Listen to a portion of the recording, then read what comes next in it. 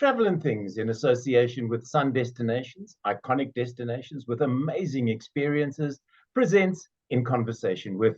I am your host, David Batsoffen, and my guest today is the brand new Safari Guide of the Year 2023, Kimberlee le Hanie. Kimberlee, welcome to the show, and a huge congratulations on Safari Guide of the Year 2023. You have broken so many barriers and so many boundaries, and I am so proud of you on so many levels. And that's enough of the word "so," and I won't use it again. So tell me about what it's been like post Safari Guide of the Year. It's been such a humbling feeling, David. I don't think I've actually come back down yet on my cloud. It's been so there's the word "so" again. It's been amazing. It's been feeling really good. I have this new breath of fresh air in my lungs, and I'm just so ready to keep going and keep inspiring and keep doing what I love to do. It's been just so good.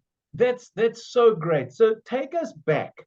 I normally ask people towards the end of an interview where they saw themselves, but I'm going to start with where you were, an 18-year-old Kim. Did she know that this is where she was going to be, or did you want to end up, the usual route? I don't know, going to work in corporate somewhere, perhaps. Well, I almost got tricked into doing that. Actually, I did exactly that, David. I got tricked into going the usual routes, corporate world, living that 9-to-5 rat race. I did it. Been there, done that, got the t-shirts. Doesn't fit me. So it exactly was. I just fell into line, and I did that for many years. And it was still in my early 20s, actually, where I was living like this. This person who, is not supposed to be living like that at my age, and I had such a yearning for something so much more. And I always felt like there was more to life than just this. Yeah. And I made the choice one day. I made the decision. I remember very distinctly it being a Thursday morning at 5 o'clock. I phoned my boss, little Kim, not knowing what's going on. And I quit my job right there. I quit. I said, I'm done.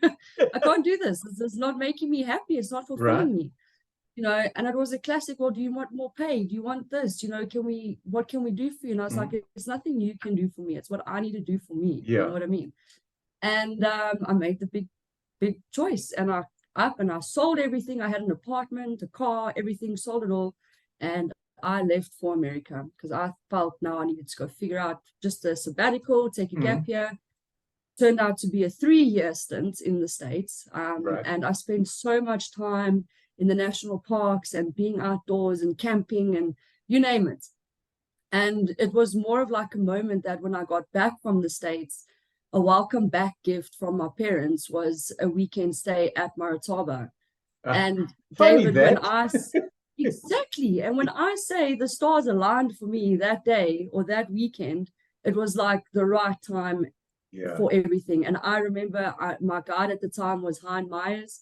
I spoke his ear off like you cannot believe. I said, I need to know how I do this. How do I get in doing what you're doing? Because I was that classic guest on the passenger seats who was, how do you do this? How do you know this? How do I get that whole weekend? I think he was ready for me. He's just like, in your room, there's a pamphlet about the MJ Moorfield Guide College. And I picked up that pamphlet and it said, do you want to live your African dream? And I said, yes, I do. And I applied. And it's been 6 years. And I haven't stopped. And in 6 short years, you've gone from being a learner guide, qualifying for your NQF2, which is when I met you at the NJ Moore School. And now here you are, the first woman to win Safari Guide of the Year. I mean, it's awesome on so many levels, Kim. It really and truly is.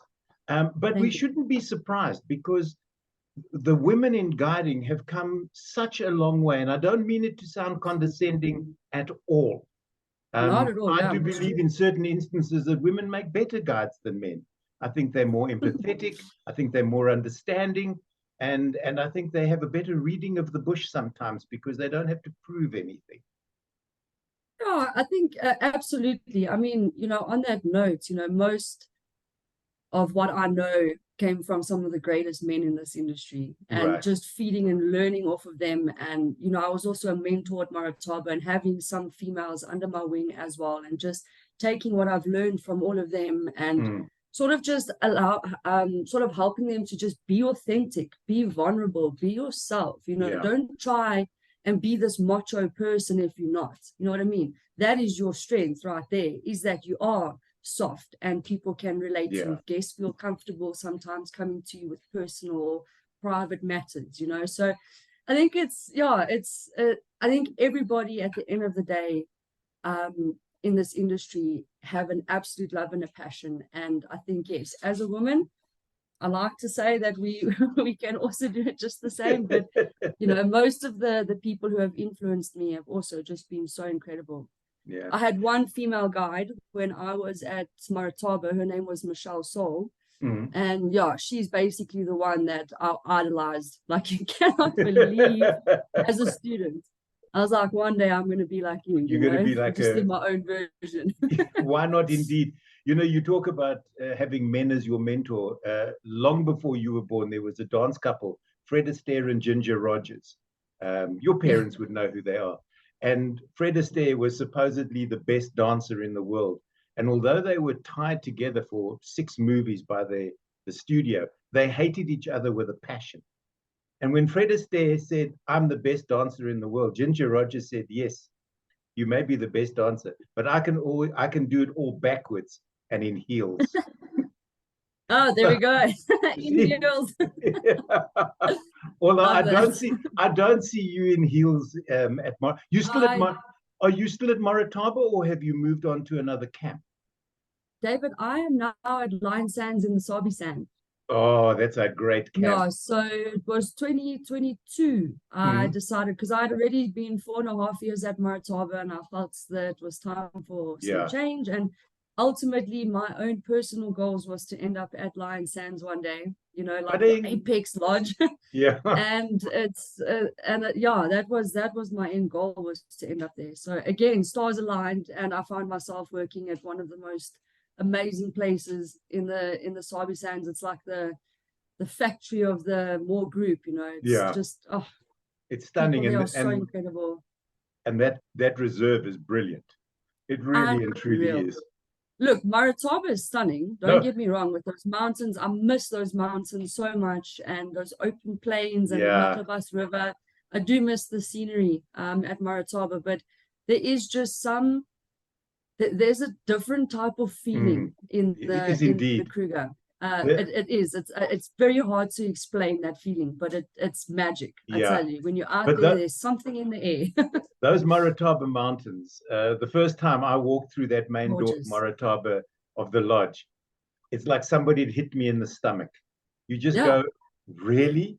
I came home, I said to my wife, I want to paint those mountains on the inside of our boundary wall, so that every morning when I wake up, I can see, but it's not the same. It's not the same. No, it's not the same.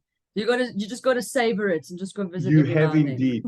Okay, so here's the question. You say that you looked up to certain people in your career path to date. So if you had a superpower, what would your superpower be?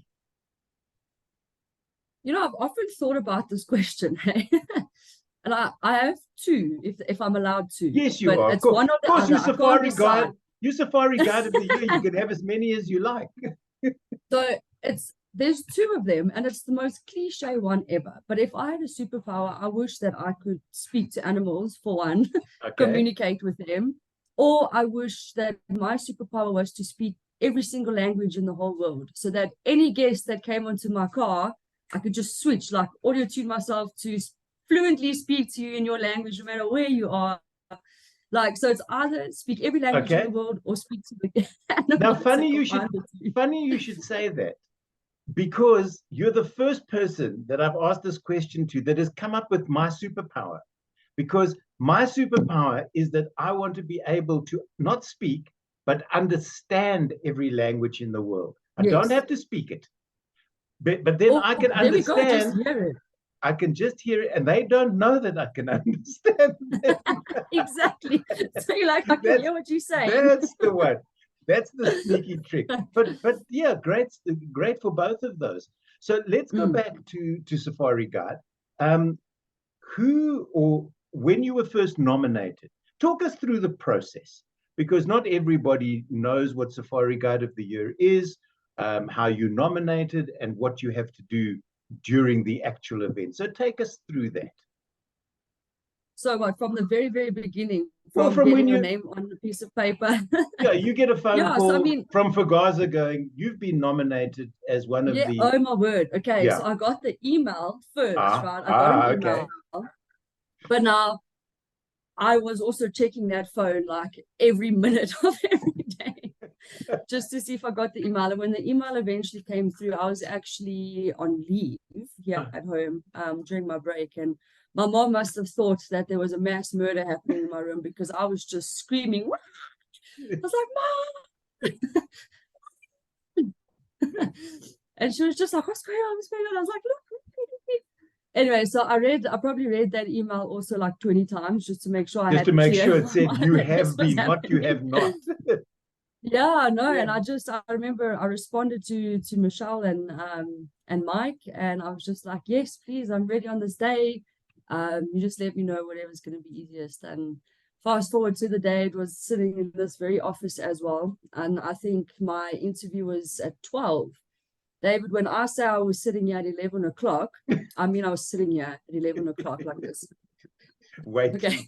I was very nervous for the interview, because I obviously wanted to put my best self forward, which I always do. But like, I remember Mike really right off the bat just calming my nerves, and he said, Kim, I know you're nervous.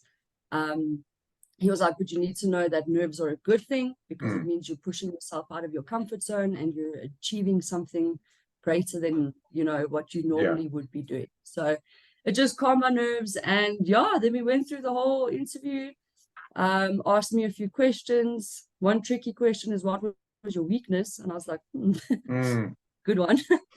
So then he just went through it. And then from there, it was just a build up to the, we had about, I think it was like 4 weeks or so, 30 odd days or something before the live event. And then it was just marketing. And then we had the guys from Armadillo Media come through, and they were just doing like little pre-interviews of everyone, and that whole build up, just like that, it just kept building up until the day we arrived. And then it was just like how much prep work did you do on your birds? Because that's always the sneaky one. David, birds were coming out of my ears for weeks and weeks and weeks. I was driving people crazy with the birds at the lodge. But you know, that's also one thing I absolutely love about our team at Lion Sands, is that there's such a culture for growth. And you know, it's like everybody gets involved. So we were making presentations for each other, and the whole guiding team was getting together. That's wonderful. Like, okay, what are these tests? And so like what we did was we had like a schedule planned every week.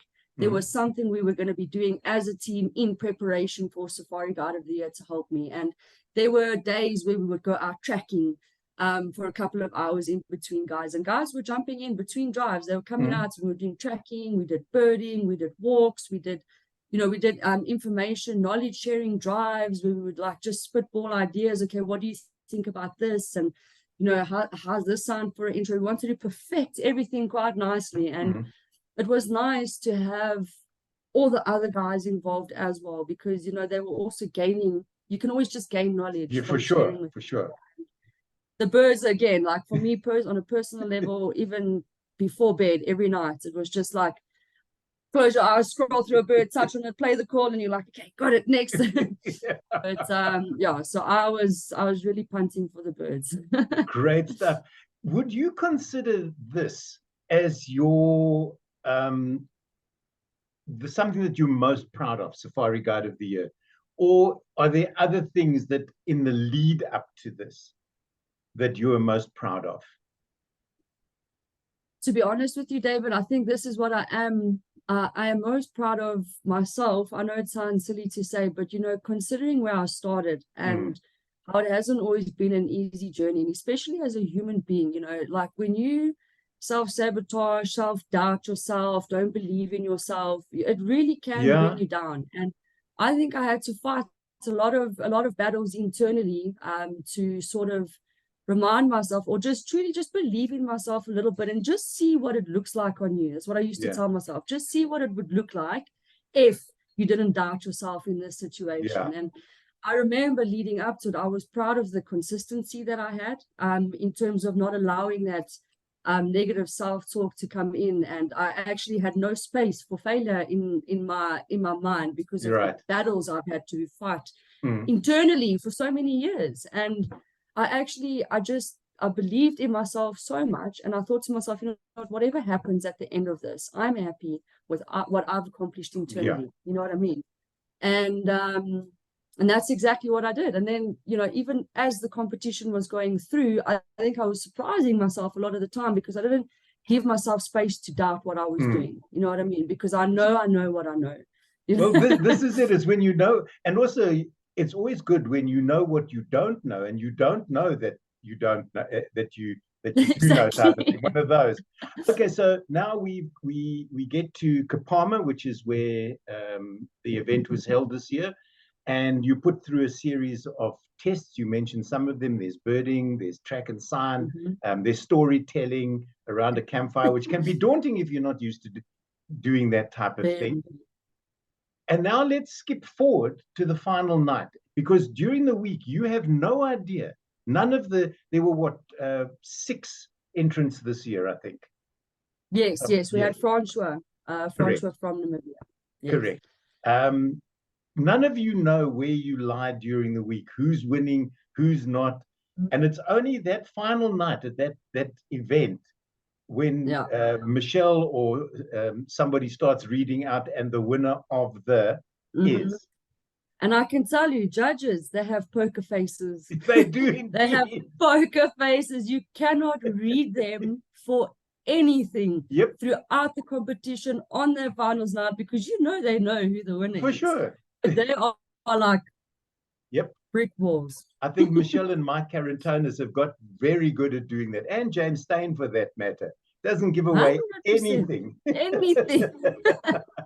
So aside from the overall prize, and I should have done my research, so I'm sorry for this. Did you win any of the category awards? I did, actually. I was runner-up for track and sign, which pleasantly surprised me because Pioneer Mayo, he took the one on that one. Oh, Pines is a master tracker. I've tracked with Pines, and he's something else. Such a good man. Yeah. Such a good man. So to come runner up to him, I felt very, very impressed.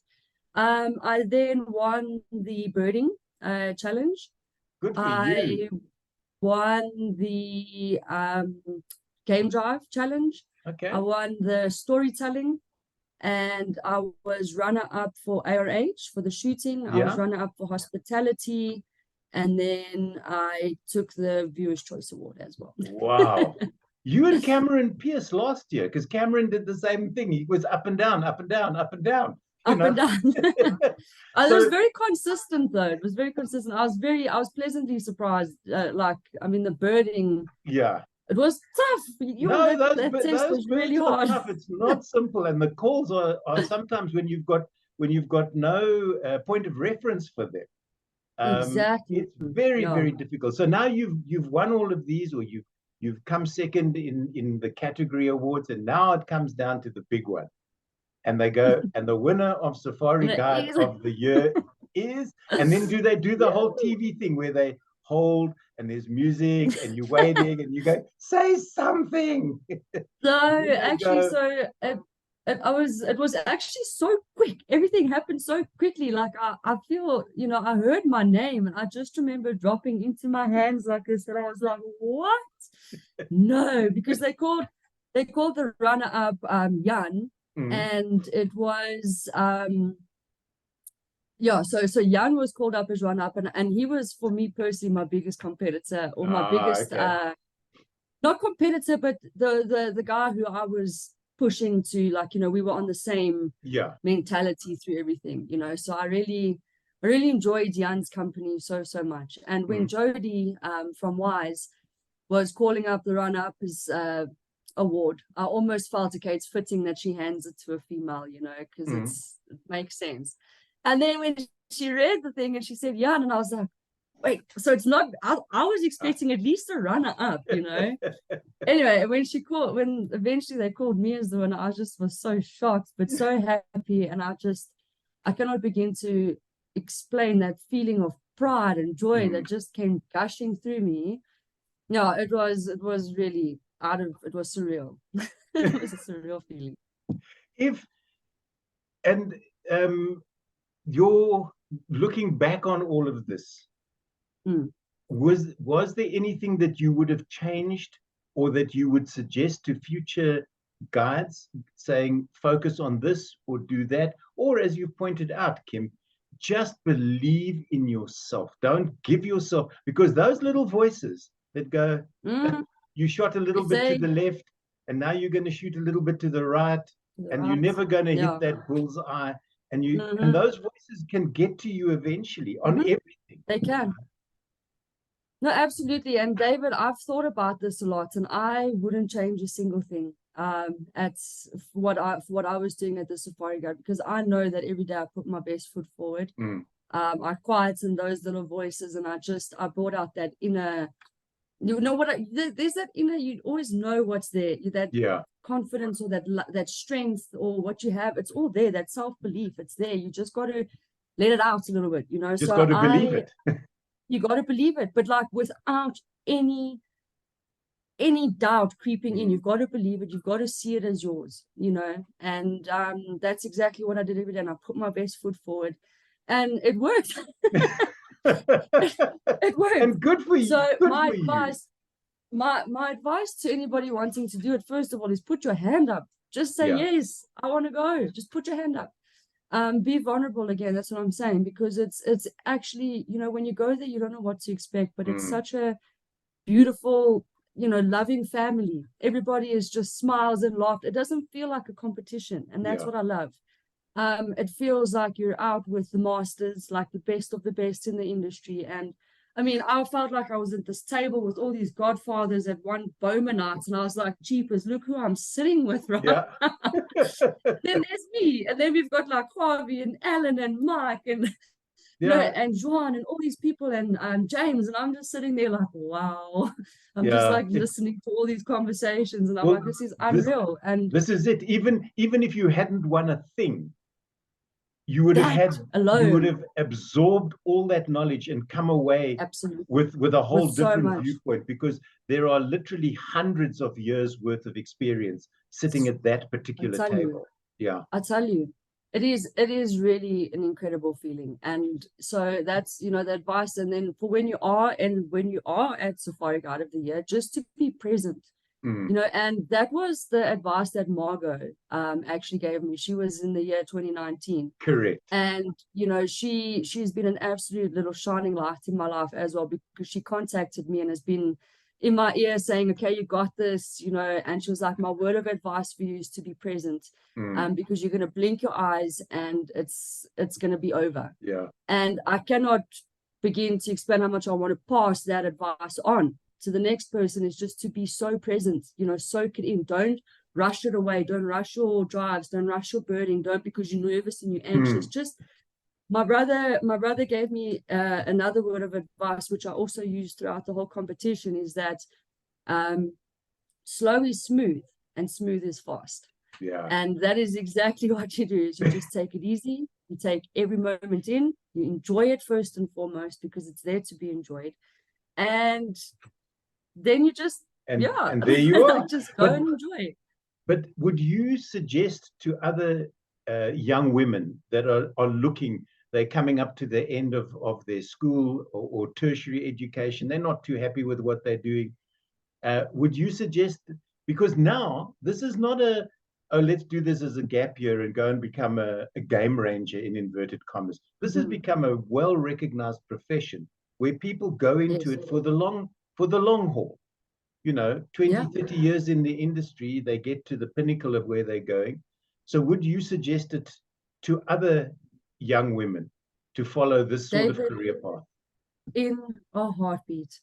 In a heartbeat, with no doubt, no questions asked, I would 100% recommend this.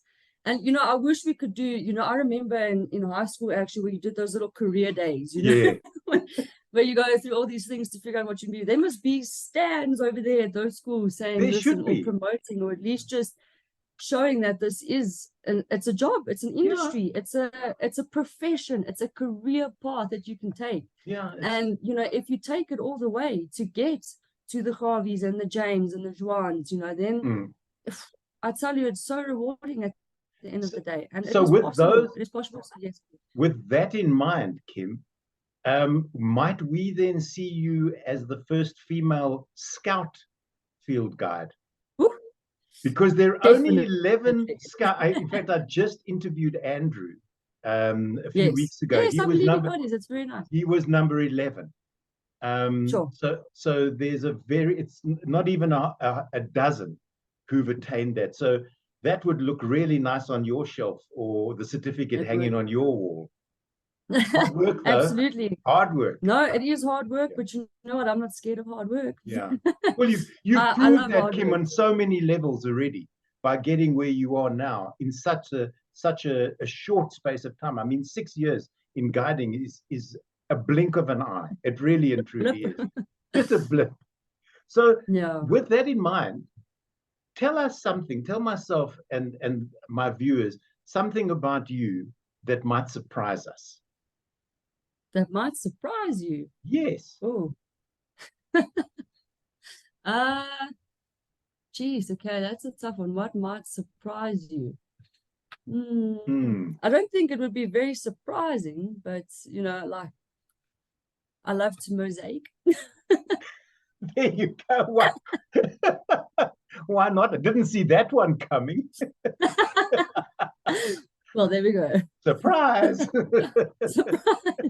But do you get much, with having said that, do you get much time to do hobbies or anything when you're at the lodge? Or is it okay? Because you see, this is the other misconception that people have about field guides, is that you only work from like 4 in the morning because you've got to prepare coffee, and then you do the game drive, and then until game drive in the evening, you have nothing to do. You can laze around, you can go to the pool, you can watch television. It's not the case. David, there's always time if you make time. Yeah. And I think, it's definitely easier in the summer because the days are longer. So you do have a lot of time to spare. I mean, you're back in the mornings at 9 o'clock, and then you're only up again at 4. So you can exercise, you can study, you can do your hobbies, you can do whatever you want. So yes, there's definitely time. In the winter, it's a little bit tough because your days are shorter, and we've got 3 flights, 3 pickups going throughout the day. So got to manage your time a little bit differently. But with the cycles, we work 6 on, 2 off. On your 2 weeks, when you come home or whatever you're doing, that is when you take that time to just do all of it. You can mosaic with my mom mosaicing. You can mosaic the hell out of those 2 weeks. 100%. Kim, we're coming to the end of our time. It's gone so quickly. It really and truly. I know.